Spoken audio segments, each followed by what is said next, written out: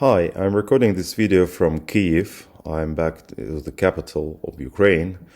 Kyiv is getting more and more crowded each day because more and more people are returning to the city since Russian troops were repelled from Kyiv and actually moved away from Ukrainian territory.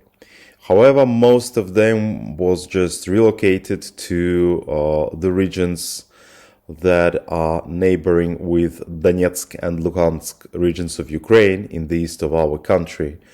And everyone expects that the war theater would move further to the east and that soon the battle for Donetsk and Luhansk would break out, and perhaps it will be one of the most massive and cruelest battles in Europe after the Second World War.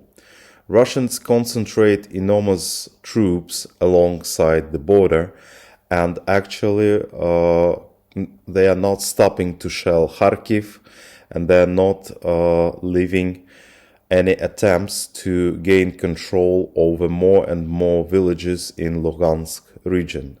But the hotspot of this further battle is, of course, a seaport of Mariupol, which is at the Sea of Azov. This city is encircled by Russian troops. They control some districts of the city, mostly on the left bank, when Ukrainian troops control the center of the city that is closer to the seashore. The things which are happening in Mariupol are absolutely horrible. I heard a lot of stories from the refugees from that city when I visited Zaporizhia a couple of days ago. Mariupol has been left without electricity supply, water supply, gas supply. The city is essentially left without any fire brigades, without any doctors, ambulances, hospitals. What happens there is Bucha and Irpin, but in far more larger scale.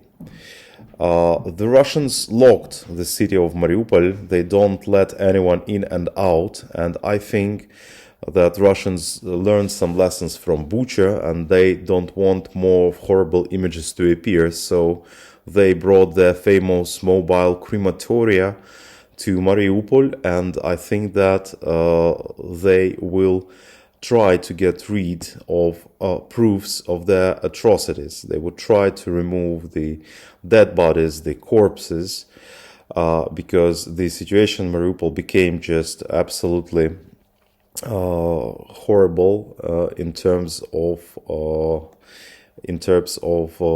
the vast amount of dead people and corpses that should be taken out of the streets because the weather is getting warmer, and the epidemiological situation with epidemiology is not very good now in the city.